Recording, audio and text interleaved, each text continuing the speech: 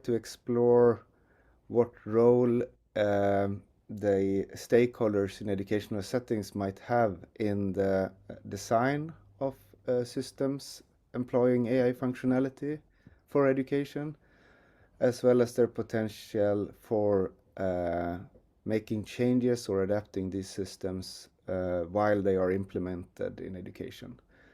So over time, we have conducted a number of workshops with teachers and students and principals and educational developers. And some of the ideas that are part of this project, this paper, is drawing on our experience with that. We have worked together, me, Mariette Berg-Modén, Tina Leino Lindell, and also Gerhard Fischer has been part of the process of working with this paper. One of the kind of general problems that we had when we engaged with this work was that there were quite a lot of different frameworks or policies, either legal, as we see in the EU AI Act at the moment, but also a number of tools for designers and so on to achieve fairness or improve fairness or ensure fairness when either designing or implementing systems with AI functionality in different contexts.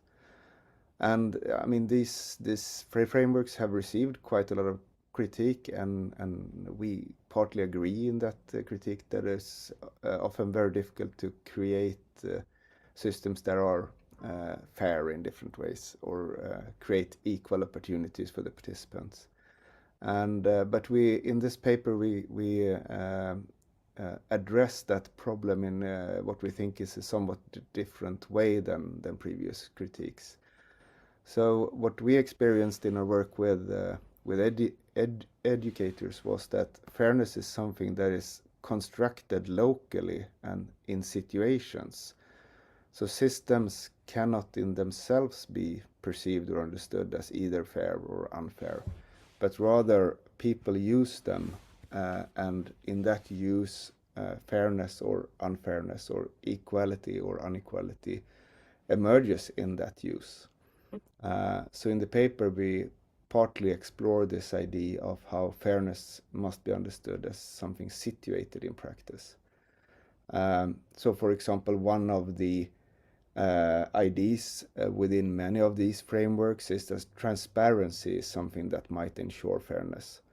While in educational situations, what transparency are and whether or not systems are transparent might create pedagogically beneficial situations or fair situations. So as a student, the system might be transparent in terms of the analysis of my activities, but should it be transparent in the terms that I should also have access to the proposals or analysis of my co-students? Should I, as a student, have access to potential analysis of my teachers' activities in the systems? So transparency might not necessarily in all educational situations create fairness, but also create unfairness. So the ethicality and fairness of certain technologies might vary between different contexts, which is, to many of us working with tools in practice or practice views of a technology of any kind is not something new, but something that have not been addressed in terms of the frameworks and policies for fairness. But we did not only want to critique this, we wanted to explore some potential solutions to that. Then how is it possible to create AI tools that can produce fair and just outcomes in these different contexts? One of the kind of more theoretical explorations that we described in the paper and that we are working with at the moment is that we are doing activity theory analytical work in our research, and within that framework there's this concept of contradictions, so systemic conflicts that might not necessarily be visible to the actors, but that can be analyzed. and whether or not this will be fruitful to connect this to the idea of design trade-offs. So these contradictions cannot be solved without redesigning the activity system, but potentially we are interested to see if the idea of design trade-offs might connect to those, because that would open up a possibility for designing systems that might be altered to be able to ensure fairness in different situations.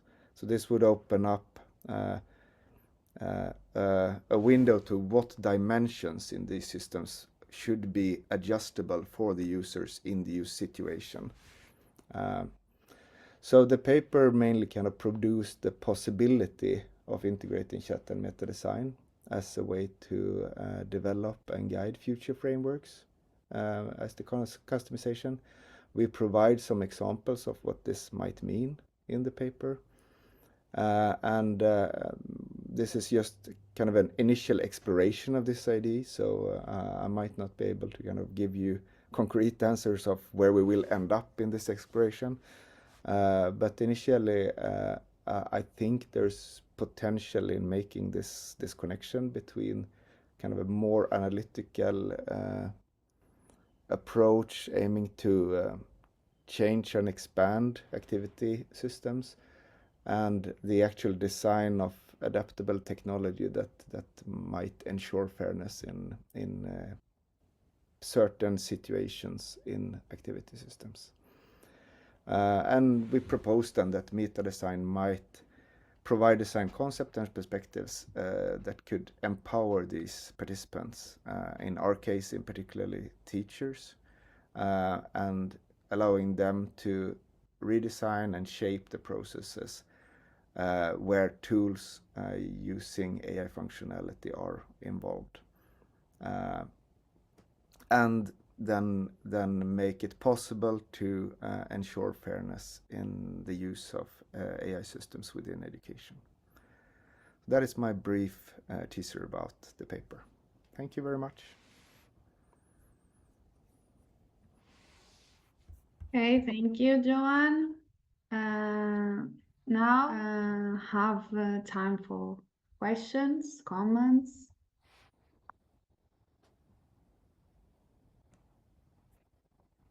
Yes, Carl?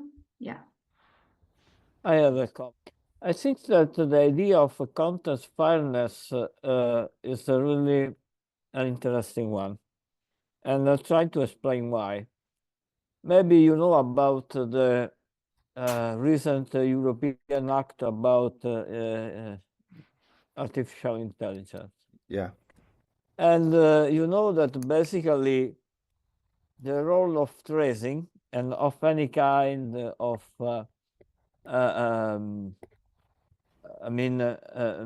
tracing of student behavior is really deprecated. So learning analytics in principle cannot be used. So that's why, and you know that a lot of people have been researching about learning analytics during the last, let's say, 20 years or more or less. So it's a really critical point, and possibly the context fairness and agreement by the involved actors could be a solution. Of course, it's not what the European agencies see at the moment, but it could be really a solution.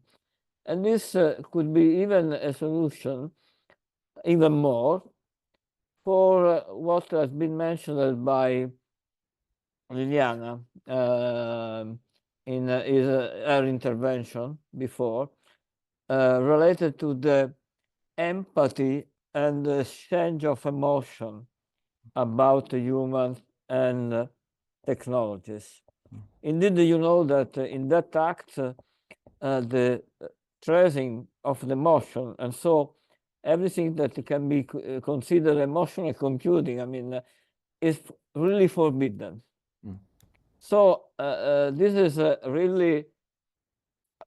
really critical aspects that affect the research.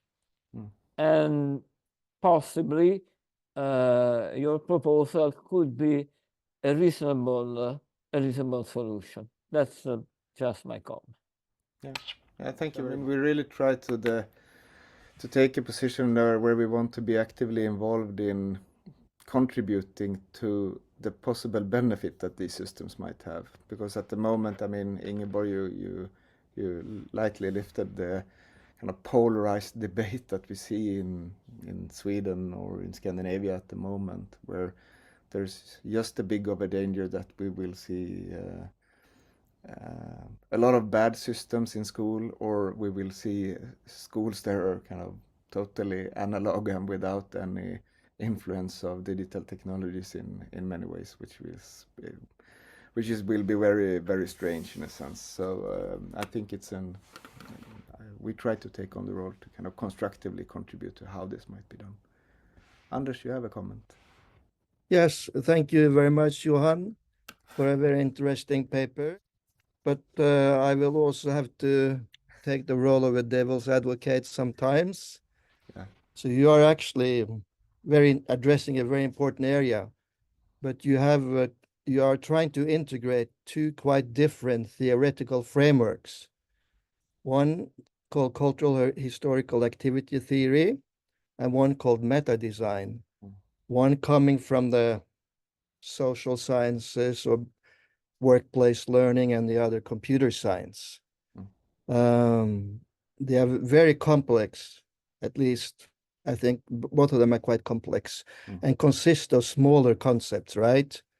You mentioned, for example, a notion of contradiction, which is used to see how two activity systems are compatible or not. But you didn't say about what aspects of meta design would be interesting to look into in that regards. Why are these interesting, these two complementary in large extent, right? To combine. Yeah. I'm kind of afraid that I'm going to cop out a little bit of a concrete answer there. I mean, at the moment, we are still kind of exploring what might be the combinations. We have a sense that meta design might be the way out of some of the, I mean,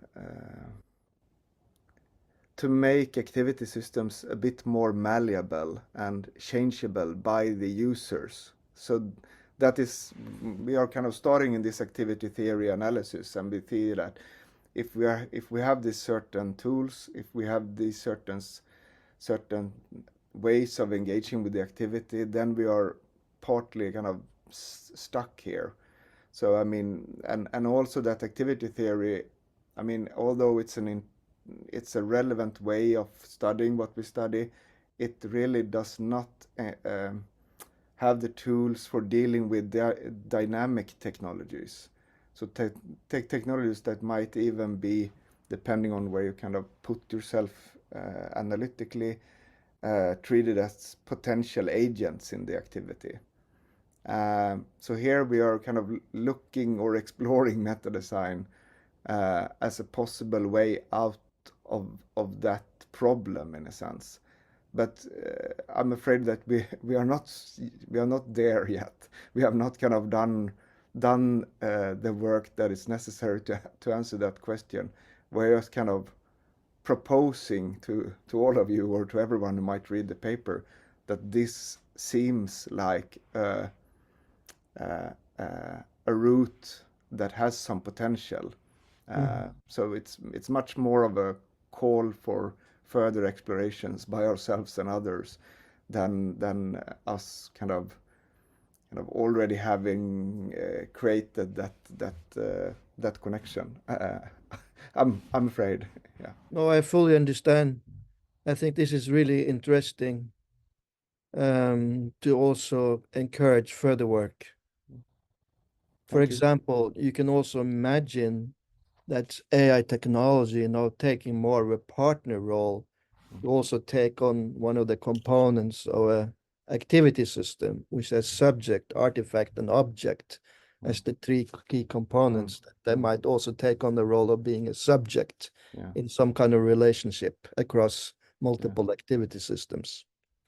And I think to us it also has been very interesting to engage with this practically with the people that are working in the classroom, because even though there might be possibilities of rearranging and redesigning systems in use, we cannot have teachers that spend a lot of their time kind of adapting systems to each use situation. So we also have to think about this in terms of, I mean, what would be relevant ways that efficiently could adapt these systems in relation to the values of the teachers here. So I think that's also a very interesting practical aspect that nicely connects to both the theoretical concepts.